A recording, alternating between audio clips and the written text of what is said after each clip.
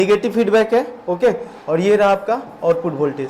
तो इस क्वेश्चन में केवल सर्किट डायग्राम ड्रॉ करने के लिए कह रहा था, लेकिन हम लोग सर्किट डायग्राम के साथ साथ इसका थोड़ा सा डेरिवेशन भी देख लेते हैं, आउटपुट वोल्टेज भी निकाल लेते हैं, ठीक है, वो भी हम लोग निकाल लेते हैं, आउटपुट वोल्टेज भी निकाल लेते हैं। तो देखिए जरा क्या हो जाएगा। ये आपका क्या है, ये नोड ग्राउंडेड है, ठीक है। तो ड्यू टू नेगेटिव फीडबैक ये हमारा क्या हो जाएगा, वर्चुअल शॉर्ट सर्किट हो जाएगा, ठीक है। सो क्या करेंगे, यहाँ पे इस वोल्टेज को V प्लस और V माइनस लिखे हैं, ठीक है। तो यहाँ पे हम लोग ड्यू टू नेगेटिव फीडबैक के कारण वर्चुअल शॉर्ट हो जाएगा, और वर्चुअल शॉर्ट होने के कारण हम लोग क्या लिख सकते हैं, V plus is equal to V minus, मतलब V minus is equal to V plus, okay. तो यहाँ पे देखिए voltage at node A, suppose ये इसको हम आप ए बोलते हैं, तो ये जो वोल्टेज है, voltage of node A is equal to क्या हो जाएगा, 0।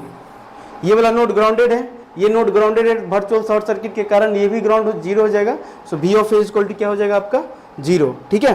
चलिए तो हम लोग क्या कर लेंगे, इस नोड पे KCL लगा लेंगे, इस नोड पे क्या करेंगे, KCL लगा लेंगे। Total incoming current is equal to total outgoing करेंगे, ठीक है।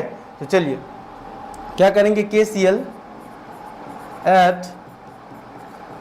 एट नोड ए, ठीक है। नोड ए पे KCL लगा लेंगे। तो क्या करेंगे, देखिए यहाँ पे जो KCL लगाएंगे, तो हम लोग क्या करेंगे, KCL लगाने के लिए ये करंट जा रहा है ऐसे, फिर ये भी करंट इस ब्रांच में जाएगा, फिर ये भी करंट जाएगा। सपोज इस करंट को I1 बोलते हैं, ये आपका I2 है, ये आपका I3 है, और इधर से जो आने वाला करंट है इसको मान लीजिए कि I4 है, ठीक है। तो total KCL at node A लगाएंगे, तो टोटल जो total incoming current at A node is equal to 0 हो जाएगा। तो आप ऐसे लिख सकते हैं कि I1 plus I2 plus I3 and plus I4 is equal to 0, ठीक है, ये हो जाएगा।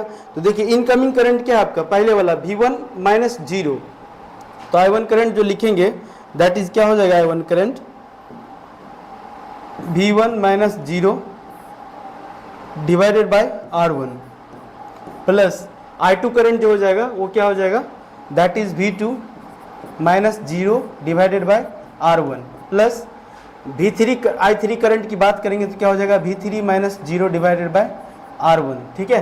एंड इधर से जो करंट आ रहा है, तो हाई वोल्टेज माइनस लो करंट, जब भी हम ये वाला लिख रहे हैं करंट का इक्वेशन, तो कैसे लिख रहे हैं, करंट हमेशा फ्लो करता है from higher voltage to lower voltage. So इधर की तरफ करंट जा रहा है, इसका मतलब high voltage minus low voltage divided by resistance, ठीक है। That means output voltage V0 minus 0 divided by ये जो पहुंचेगा वहां पे, that is resistance of R2, ठीक है, इज इक्वल टू 0 हो गया। अब हम लोग क्या कर लेंगे, यहाँ से इसके बाद इसको यदि सही से लिखे एक बार और, तो क्या हो जाएगा, देखिए V1 by R1 plus V2 by R2, R1 plus V3 by R1 equal to, यदि इसको उधर ले जाएंगे तो minus of V0 bye R2 हो जाएगा, ठीक है, minus of V0 bye R2। तो यहाँ से यदि V0 की बात करें, V0 क्या हो जाएगा, तो V0 equal to output voltage that is V0 equal to, इसको इधर ले आइए और माइनस से भी मल्टीप्लाई कर दीजिए, और सभी में से कॉमन ले लीजिए R1, तो minus R2 by R1 into total voltage that is the V1 plus V2 plus V3, ठीक है। तो यही आपका क्या हो जाएगा, V1 plus V2 plus V3, तो यही टोटल, यही आपका क्या निकल जाएगा, आउटपुट वोल्टेज, ठीक है। जनरली इस क्वेश्चन में आपको केवल सर्किट डायग्राम ही पूछा था, बट इस सर्किट डायग्राम के साथ साथ हम लोग क्या कर लिए, सर्किट डायग्राम के साथ साथ हम लोग आउटपुट वोल्टेज को भी देख लिए, ठीक है। चलिए